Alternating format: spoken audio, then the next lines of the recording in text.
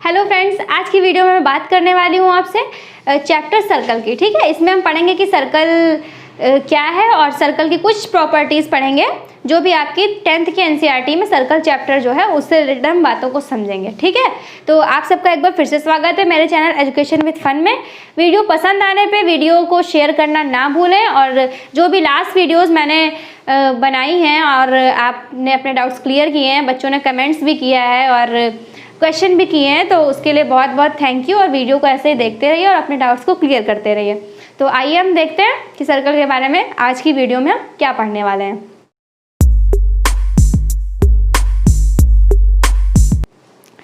Circle की अगर बात करते हैं तो आपको पता है कि इस तरीके का कोई भी शेप हो उसे हम क्या कहते हैं, सर्कल कहते हैं। ठीक है, बिल्कुल कूल। देखिए यहाँ पे मैं डेफिनेशन की बात नहीं कर रही हूँ, जैसे कि सर्कल और सर्कल से रिलेटेड कुछ कंपोनेंट्स जो मैं आपको बताऊँगी उसमें मैं आपको डेफिनेशन नहीं बताऊँगी, केवल समझाऊँगी। अगर डेफिनेशन पे आपको कोई वीडियो चाहिए कि सर्कल और जो सर्कल से रिलेटेड जो भी सर्कमफ्रेंस और सेंटर वगैरह जो कॉर्ड वगैरह होती हैं अभी मैं बताऊँगी आपको, तो अगर उनकी डेफिनेशन पे आपको वीडियो चाहिए तो वो उसके लिए कमेंट सेक्शन में स्टूडेंट कमेंट ज़रूर करिए और बताइए। अगर आपको वीडियो चाहिए तो मैं उसकी अलग से वीडियो बना दूंगी डेफिनेशन की। यहाँ पे केवल मेरा पर्पस ये रहेगा कि आपको जो भी कंपोनेंट्स होते हैं सर्कल के वो समझ में आए और उन पे बेस्ड क्वेश्चन हम कैसे आप करेंगे वो आपको एक सही समझ मिल सके उससे। तो आइए देखते हैं, इस तरीके का जो एक शेप होता है उसे हम क्या कहते हैं, सर्कल कहते हैं। ठीक है, और सर्कल जब हम ड्रॉ करते हैं तो किसी एक पॉइंट को सेंटर मानते हैं। ठीक है, यानी इस पॉइंट को हम सेंटर कहते हैं। जब आप अपना प्रकार लेते हैं और ऐसे सर्कल ड्रॉ करते हैं तो जो एक स्टैटिक पॉइंट होता है जो मूव नहीं करता है वो सर्कल का क्या होता है, सेंटर होता है। ठीक है, तो ये क्या है, सेंटर, और सेंटर को हम ओ से डिनोट करते हैं। ठीक है, और ये जो बाउंड्री होती है इस बाउंड्री ने कुछ एरिया जो है कवर कर रखा है, तो ये बाउंड्री जो होती है इसको हम क्या कहते हैं, सर्कमफ्रेंस कहते हैं, सर्कमफ्रेंस। ठीक है, ये बाउंड्री हो गई, इसको सर्कमफ्रेंस कहा, ये सेंटर हो गया। अब सेंटर से उसकी बाउंड्री को जो लाइन ज्वाइन करेगी ऐसे, ये क्या होगी, ये सर्कल की आपकी रेडियस होगी। ठीक है, आप शुरू से ही पढ़ते चले आ रहे होंगे, ये क्या होगी, रेडियस। इसे हम जनरली आर से डिनोट करते हैं, ये क्या है, रेडियस है। तो अगर ये रेडियस है तो ऐसे कोई अगर लाइन ड्रॉ करते हैं तो वो भी रेडियस होगी, ये भी रेडियस होगी, ये भी रेडियस होगी, यानी सर्कल के पास बहुत सी रेडियस हो सकती है। ठीक है, और एक ऐसी लाइन, अभी तक बात हुई सेंटर की, सर्कमफ्रेंस की और रेडियस की, एक ऐसी लाइन जो सर्कल की एक सर्कमफ्रेंस से किसी एक पॉइंट को किसी दूसरे पॉइंट से टच करें। तो सर्कल में एक ऐसी लाइन होती है जो सर्कल की सर्कमफ्रेंस से किसी एक पॉइंट को दूसरे पॉइंट से इस तरीके से टच करें कि वो सेंटर से होकर जाए। ठीक है, एक ऐसी लाइन जो सर्कमफ्रेंस के किसी एक पॉइंट को दूसरे पॉइंट से इस तरीके से ज्वाइन करें हम कि वो सेंटर से होकर जाए, तो इसे हम क्या कहते हैं, डायामीटर कहते हैं। क्या कहते हैं, डायामीटर। इसे हम डी से डिनोट करते हैं। अब ये डायामीटर है तो हम इस तरीके से भी कोई लाइन ड्रॉ कर सकते हैं, ये भी डायामीटर होगा, और भी इस तरीके से लाइन ज्वाइन कर सकते हैं, पॉइंट्स को ज्वाइन कर सकते हैं, ये भी डायामीटर होगा। यानी सर्कल के पास इनफाइनाइटली रेडियस और इनफाइनाइटली डायामीटर होते हैं। ठीक है, इतनी बात समझ में आई होगी आपको। अब कुछ और प्रॉपर्टीज़ की बात कर लेते हैं, ये तो आपको पता ही था। जो आपके इस चैप्टर में कुछ नया आया है उसमें देखिए, वो मैं अलग सर्कल बना रही हूँ। ठीक है, ये मान लिया हमने कि सर्कल है एक, तो एक ऐसी लाइन जो सर्कल को कट कर देगी, एक ऐसी लाइन जो सर्कल को 2 पॉइंट्स पे कट करेगी, कट करते हुए निकल जाएगी, ये लाइक इट, ये लाइक इट।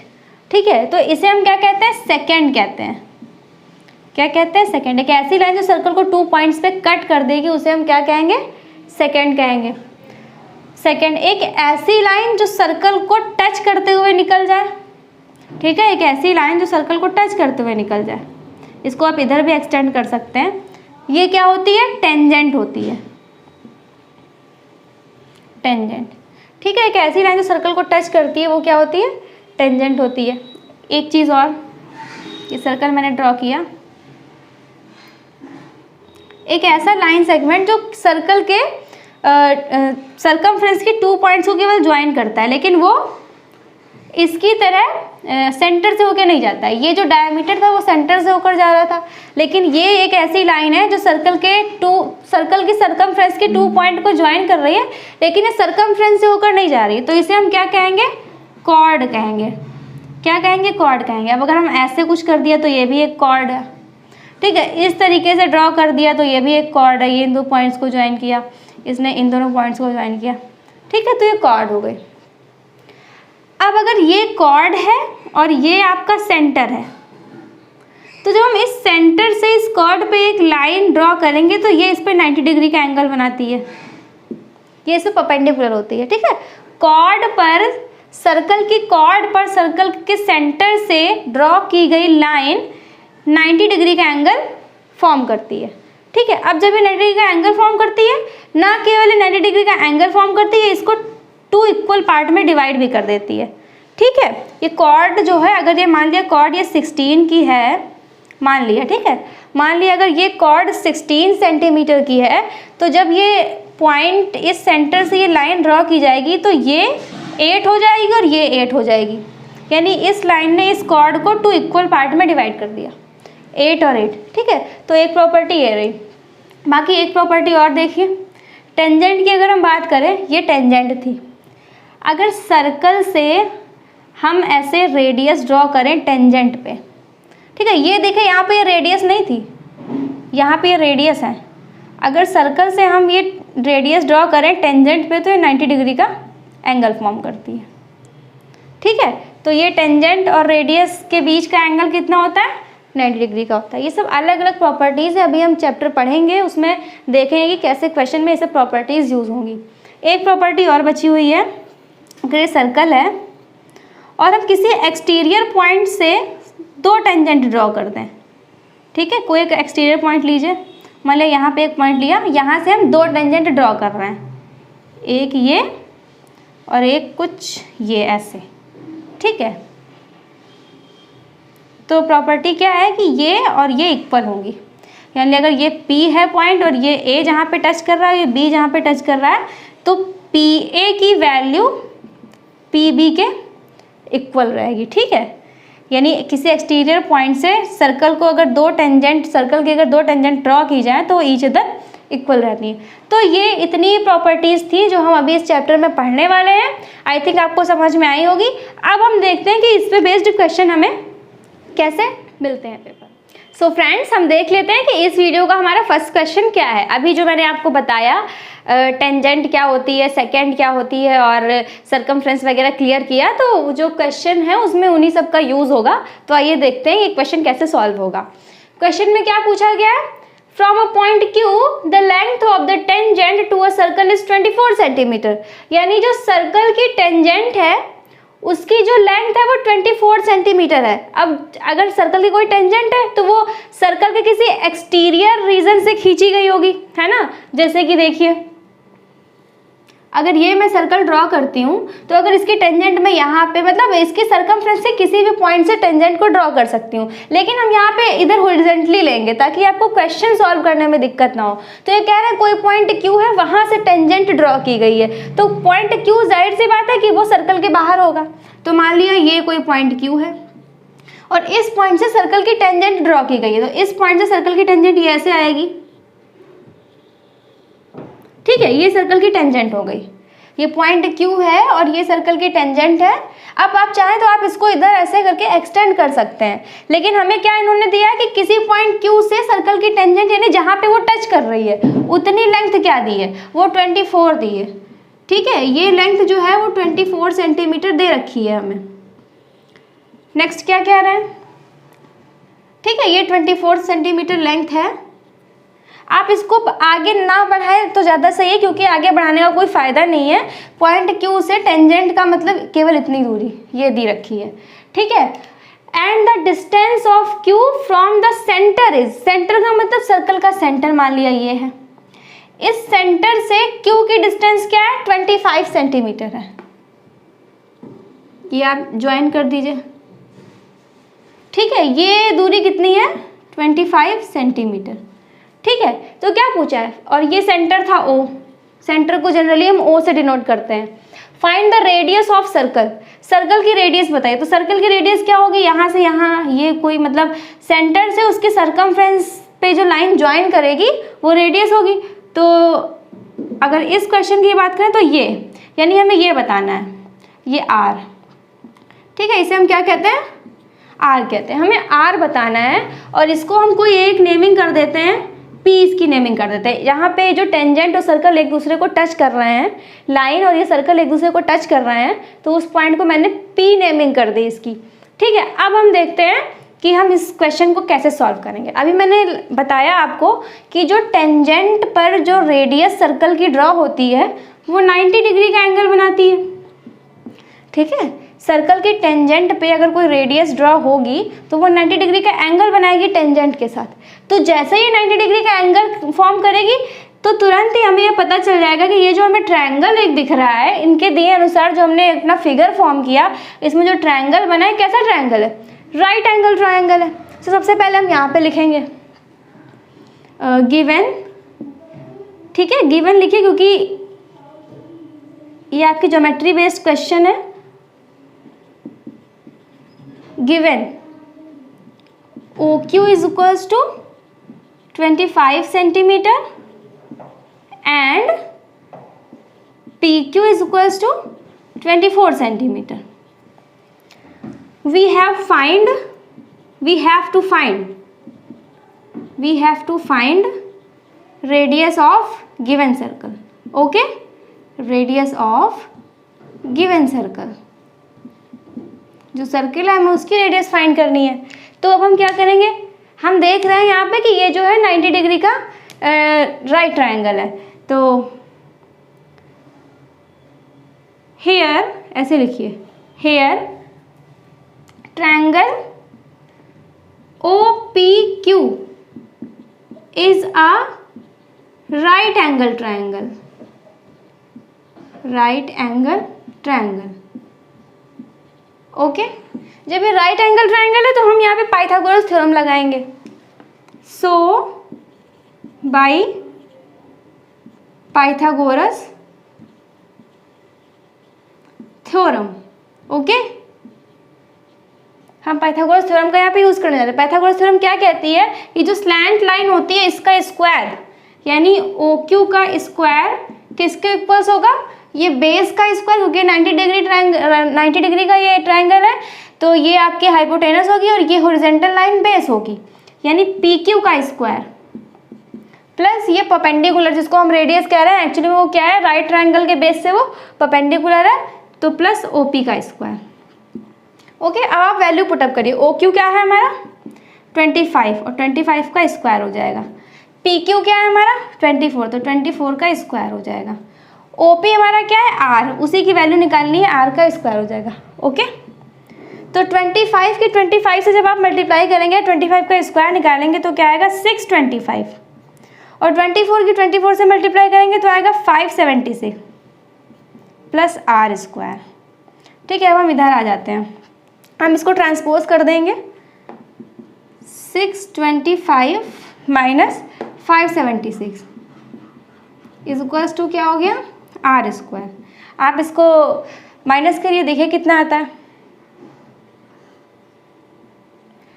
11 में 7 4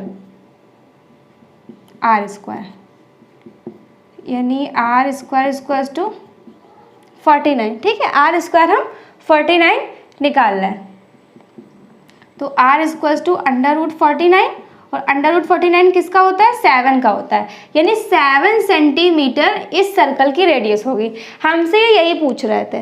ठीक है, तो आपको क्वेश्चन पेपर में ऐसे ही करना है कि आप पहले फिगर ड्रॉ करिए, कुछ लैंग्वेज का यूज़ करिए, अपनी तरफ से कुछ आप अगर लिखना चाहें तो लिखिए, और ये सब इस ज़रूर बनाइए। राइट ट्रायंगल वाली बात आपके लिए लिखना बहुत ज़रूरी है।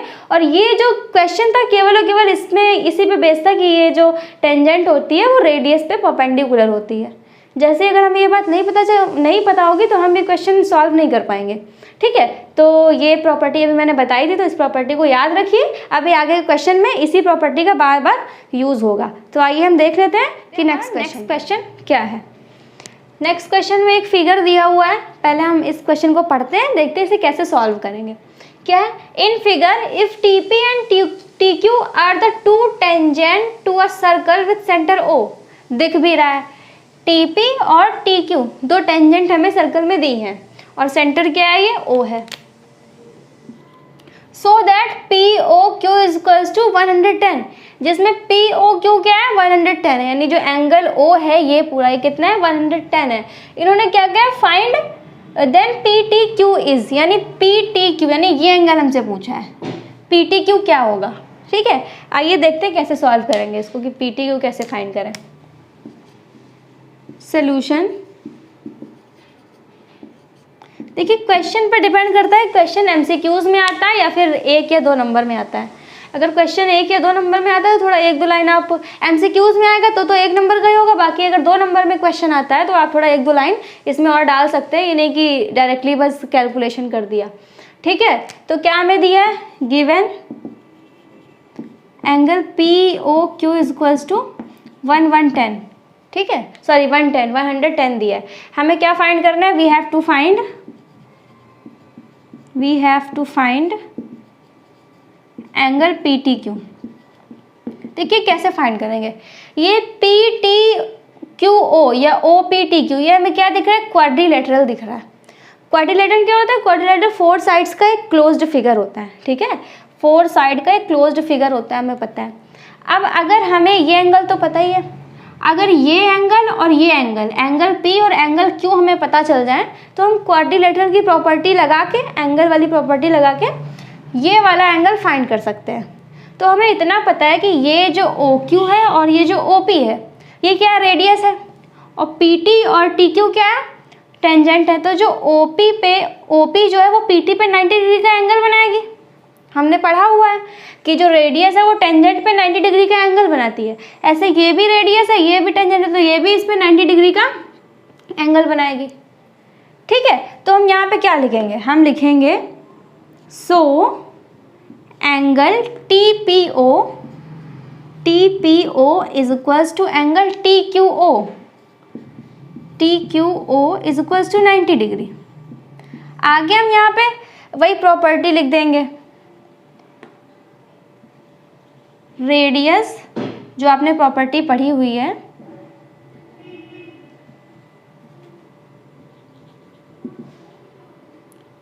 Radius makes 90 degree angle with its tangent. ठीक है, ये हमने लैंग्वेज डाल दी, यानी उसकी टेंजेंट के साथ वो कितना एंगल बनाती है 90 डिग्री का एंगल बनाती है, हमने इसलिए इसको 90 डिग्री दिखा दिया। वी सी दैट, हम क्या देखते हैं PTQO या जिस भी आप ऑर्डर में चलना चाहें, PTQO इज अ क्वाड्रिलेटरल। ठीक है, ये क्वाड्रिलेटरल हमें दिख रहा है। सो by the property, by the angle property, actually में क्या है by the angle property of quadrilateral। क्या होगा क्वाड्रिलेटरल की एंगल प्रॉपर्टी क्या होती है कि इसके सभी जो 4 इंटीरियर एंगल्स होते हैं इनका सम क्या होता है 360 होता है। तो हमें वही करना है, इस वाले एंगल को हम क्या लिखेंगे एंगल POQ। ठीक है, एंगल POQ प्लस इस वाले एंगल को हम क्या लिख रहे थे TPO लिख रहे थे, TPO। इस वाले एंगल को हम क्या लिख रहे थे TQO, एंगल TQO प्लस, और ये वाला तो हमें फाइंड करना है, इसको हमें क्या लिखना है PTQ लिखना है, angle PTQ is equals to क्या होगा 360 डिग्री होगा। ठीक है, क्वाड्रिलेटरल की एंगल्स एंड प्रॉपर्टी क्या है कि जितने भी इंटीरियर एंगल यानी 4 इंटीरियर एंगल्स जो होते हैं क्वाड्रिलेटर में, इनका सम क्या होता है 360 होता है। आप वैल्यू रख दीजिए, क्या है POQ हमें क्या दिया 110 दिया है। ठीक है, TPQ क्या है 90 डिग्री, TQO क्या है ये भी 90 डिग्री, और ये वाला तो एंगल हमें फाइंड ही करना है PTQ is equals to 360 degree. इसको आप ऐड करिए, 90 90 18 हो जाएगा, 8 1 1 2 और ये आपका हो जाएगा, सॉरी 290 डिग्री। ठीक है, इन तीनों को ऐड करने पे क्या आएगा 290 degree plus PTQ is equals to 360। ठीक है, इधर से हम इधर आ रहे हैं, हम क्या करेंगे 290 को ट्रांसपोज कर देंगे, क्या हो जाएगा angle PTQ is equals to 360 minus 290, 360 minus 290 degree, तो एंगल PTQ क्या आ जाएगा आपका 70 डिग्री।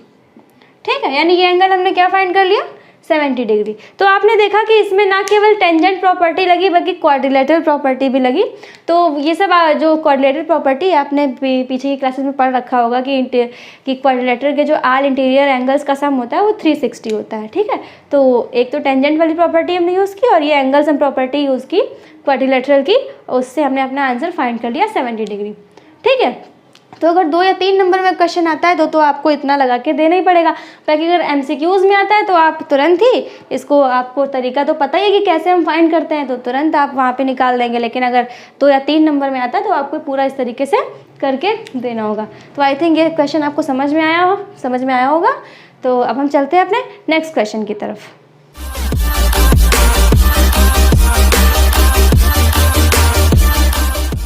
तो फ्रेंड्स, हमारा नेक्स्ट क्वेश्चन क्या है? क्वेश्चन में है 2 concentric circles are radii of 5 centimetre and 3 centimetre. Concentric circle का मतलब क्या? ऐसे सर्कल जिनका जो सेंटर है वो सेम है लेकिन उनकी रेडियस अलग अलग है। रेडियाई क्या है? रेडियाई एक्चुअली रेडियस का प्लूरल है। ठीक है, रेडियाई जो है वो रेडियस का प्लूरल है, यानी 2 सर्कल की बात कर रहे हैं तो दोनों का सेंटर सेम रहेगा और दोनों की जो रेडियस है वो चेंज है, एक की 5 है एक की 3 है। तो चलिए पहले ऐसा सर्कल ड्रॉ कर लेते हैं।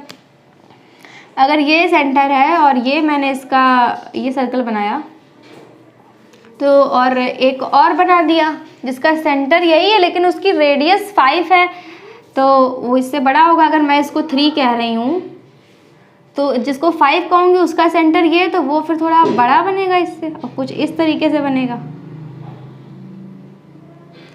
ठीक है, तो उसकी ये रेडियस क्या होगी 5 होगी और इसकी 3 है।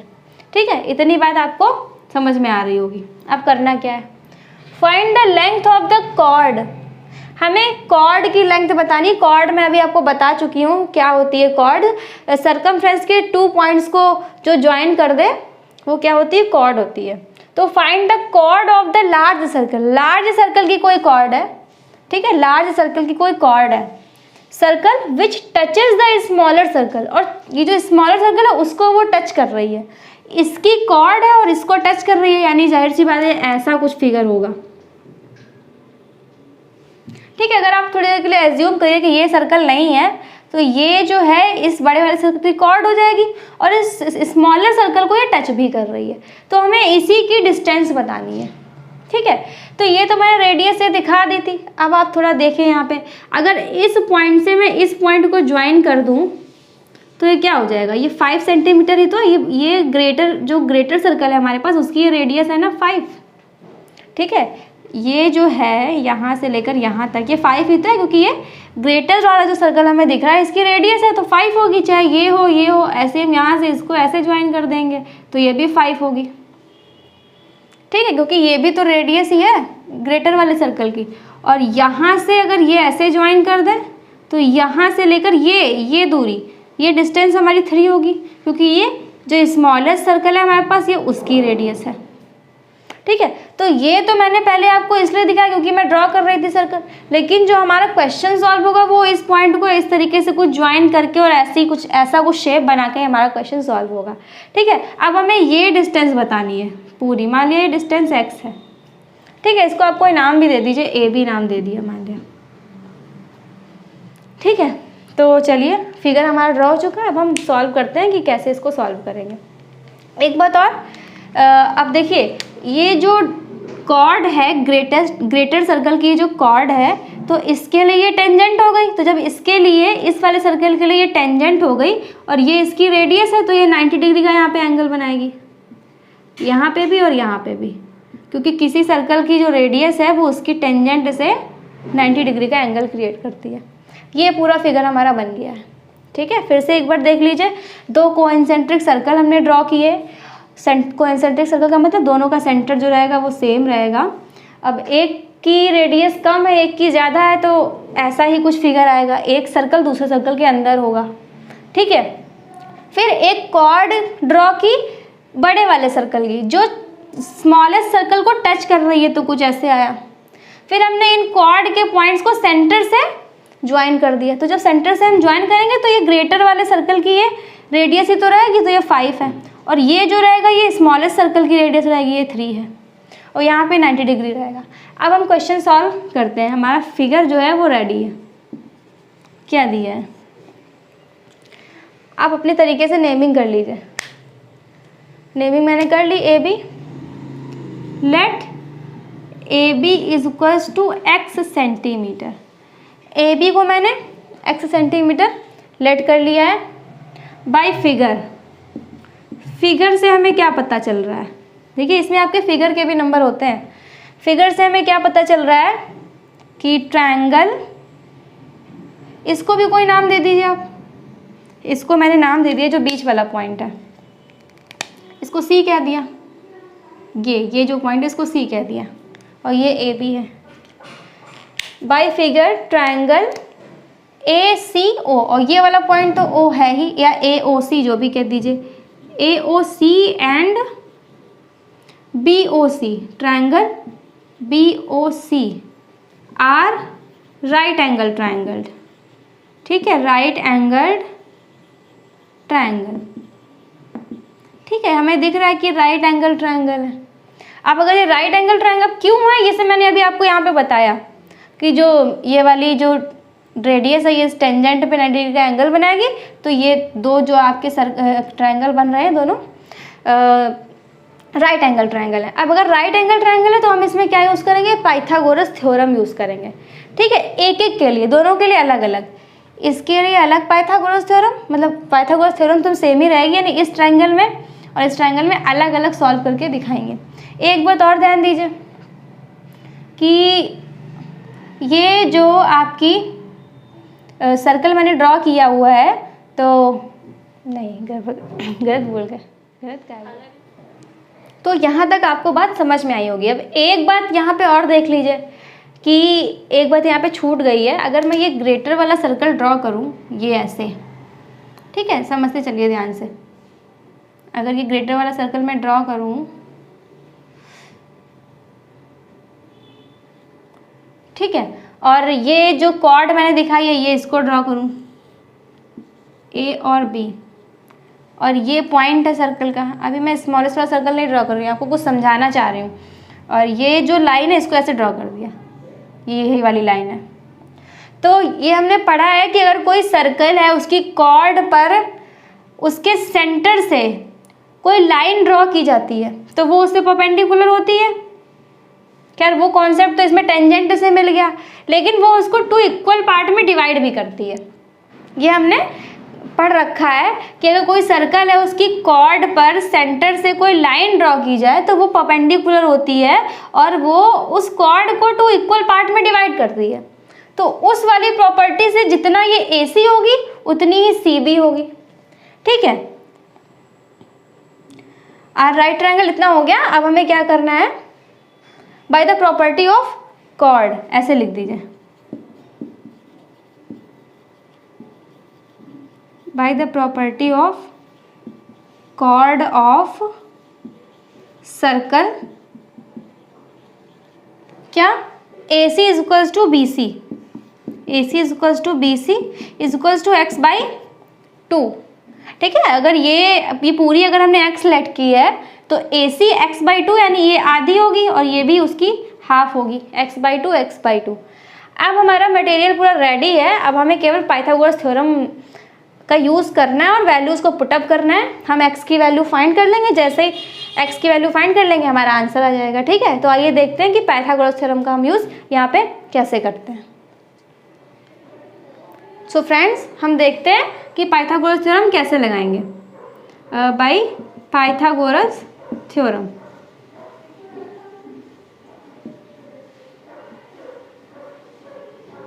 इन ट्रायंगल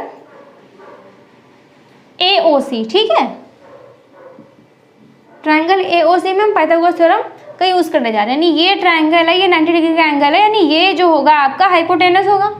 तो AO to the square equals to क्या होगा, OC, OC का स्क्वायर प्लस AC का स्क्वायर। चलिए सॉल्व करिए। AO क्या है, 5 का स्क्वायर, OC क्या है, 3 का स्क्वायर, और एक्चुअली में AC हमने क्या पता कर लिया, x/2 का होल ऑफ स्क्वायर, क्योंकि AC क्या है वो x/2, अभी मैंने आपको बताया, यहाँ पे लिखा भी है, ठीक है। अब इसको सॉल्व करिए। 5 5 जा 25, 3 3 जा 9 प्लस x की पावर 2 यानी x स्क्वायर अपॉन 2 2 जा 4, ठीक है। ट्रांसपोज कर दीजिए, 25 minus 9 equals to x square by 4, यानी एक्स स्क्वायर अपॉन 4 आपका क्या आ जाएगा, 16 आ जाएगा, ठीक है। 16 आ गया, तो ये जो आपका 4 है ये 16 से मल्टीप्लाई कर लेगा, यानी 16 4 जा 64। तो यहाँ से हमने निकाल लिया x इक्वल्स टू 64, तो x इक्वल्स टू √64, √64 किसका होता है, 8 का, 8 सेंटीमीटर, ठीक है। जो हमारी कॉर्ड की लेंथ आ गई AB इक्वल्स टू क्या आ गई, 8 सेंटीमीटर, ठीक है। आई होप आपको समझ में आया होगा। यहाँ पे हम लोगों ने बहुत सी प्रॉपर्टी यूज़ करी है सर्कल से रिलेटेड, कि एक कॉर्ड वाली प्रॉपर्टी भी यूज़ करी है, टेंजेंट वाली प्रॉपर्टी भी यूज़ करी है, और बाकी कोइंसेंट्रिक सर्कल के बारे में हमने जाना कि कोइंसेंट्रिक सर्कल्स क्या होते हैं, ठीक है। तो आई थिंक आपको ये क्वेश्चन समझ में आया होगा, और अगर क्वेश्चन समझ में आया तो वीडियो को ज़्यादा से ज़्यादा शेयर करिए, ताकि जिन भी स्टूडेंट्स को इस क्वेश्चन में डाउट है वो इस क्वेश्चन को अच्छे से समझ सकें और पेपर में अपना स्कोर कर सकें। अब हम देखते हैं अपनी वीडियो का लास्ट क्वेश्चन। नेक्स्ट क्वेश्चन है हमारा, अ quadrilateral ABCD is drawn to circumscribe a circle, prove that AB plus CD is equals to AD plus BC। हम क्या देख रहे हैं, ये हमें एक फिगर दिया है, इसमें सर्कल है, और सर्कल को टच करते हुए, सर्कल की सर्कमफ्रेंस को कुछ पॉइंट्स पे टच करते हुए एक क्वाड्रिलेटरल, यानी कह सकते हैं कि क्वाड्रिलेटरल ने सर्कल को सर्कमस्क्राइब किया हुआ है, ठीक है। क्वाड्रिलेटरल ने सर्कल को घेर रखा है, और जो क्वाड्रिलेटरल है और जो आपका सर्कल है उसकी सर्कमफ्रेंस और क्वाड्रिलेटरल की साइड कहीं एक एक पॉइंट पे सर्कल को कहीं ना कहीं टच करते हुए क्वाड्रिलेटरल बना हुआ है। हमें प्रूफ क्या करना है, हमें प्रूफ करना है AB प्लस CD, ठीक है, यानी ये वाली लाइन AB प्लस CD, ये वाली लाइन किसके इक्वल है, AD प्लस BC, यानी AD और BC के इक्वल है। हमें ये प्रूफ करना है। यहाँ पे देखिए कैसे प्रूफ करेंगे। प्रूफ, अभी मैंने आपको स्टार्टिंग में बताया था कि जब हम कोई सर्कल ड्रॉ करते हैं और एक ही पॉइंट से 2 टेंजेंट हम ड्रॉ करते हैं, ठीक है। कोई सर्कल ड्रॉ किया उसका, और सर्कल का कोई एक्सटीरियर पॉइंट लिया और उसी पॉइंट से हमने 2 टेंजेंट इस तरीके से कुछ ड्रॉ कर दी, तो इस टेंजेंट और इस टेंजेंट की जो लेंथ होती है वो सेम रहती है, ठीक है। अभी मैंने वीडियो के स्टार्टिंग में आपको ऐसा बताया था, तो उसी का यूज़ हम यहाँ पे करेंगे। कैसे, अब ये कोई एक्सटीरियर पॉइंट की तो है सर्कल का, और BP और BQ टेंजेंट है, यानी ये आपस में इक्वल होंगी, ठीक है। अब देखिए ये भी एक पॉइंट है, एक्सटीरियर पॉइंट है सर्कल का, तो AP और AS क्या होंगी, टेंजेंट होगी, ये भी इक्वल होंगी, ठीक है। ऐसे ही CQ और CR ये सेम पॉइंट से 2 टेंजेंट ड्रॉ की गई हैं, यानी इसमें वही प्रॉपर्टी अगर लगाएंगे तो ये भी इक्वल होंगी, ठीक है। सेम एज D से ये 2 टेंजेंट ड्रॉ की गई हैं, तो ये भी क्या होंगी, इक्वल होंगी, ठीक है। यानी अब हमें ये पता चलेगा कि QB is equals to PB, AP is equals to AS, CR is equals to CQ and DR is equals to DS। अब हम यहाँ पे एक लाइन लिख देंगे, जिस प्रॉपर्टी का यूज़ हमने किया है वो लाइन हम यहाँ पे लिखेंगे, उसके बाद हम लिखेंगे कि this is equals to this, this is equals to this, this is equals to this and this is equals to this, ठीक है। तो हमें क्या लाइन लिखनी है, we know that the length of tangents drawn from an external point okay to a circle are equal. ये line हमने यहाँ पे लिख दी, जिस लाइन का हमने यहाँ पे यूज़ किया, जिस प्रॉपर्टी का यहाँ पे यूज़ किया वो हमें यहाँ पे डालना ज़रूरी है। अब हम लिख देंगे। देखिए अब यहाँ पे थोड़ा ध्यान दीजिए कि हमें क्या प्रूफ करना है, ए बी, इधर लेफ्ट साइड में हमें क्या लिखना है, क्या लाना है, A B plus C D लाना है। तो ए बी क्या है actually, A B A P plus P B ही तो है, ठीक है ना। ए बी कब आएगा, जब A P plus P B होगा। तो हम कैसे करते हैं, हम ए पी से शुरुआत करते हैं, इस लाइन के बाद हम ए पी से शुरुआत करते हैं कि A P is equals to A S, ठीक है। So A P is equals to A S. हम ये भी बात ध्यान में रख रहे हैं कि हमें ए बी इधर साइड, ए बी और C D left hand side में हमें मिलना चाहिए। तो ए बी के लिए ए पी वाला पार्ट हमने लिख लिया, A P is equals to A S है। अब पी बी वाला पार्ट लिख लें कि P B is equals to B Q. P B लिख लें, हाँ ठीक है, पी बी लिख लेते हैं, P B is equals to B Q, ठीक है। अब अगर हम इसको ऐड कर देंगे इन इक्वेशंस को तो हमारे ए बी मिल जाएगा हमें, ठीक है। और इधर ही साइड हमें क्या चाहिए, सी डी भी चाहिए।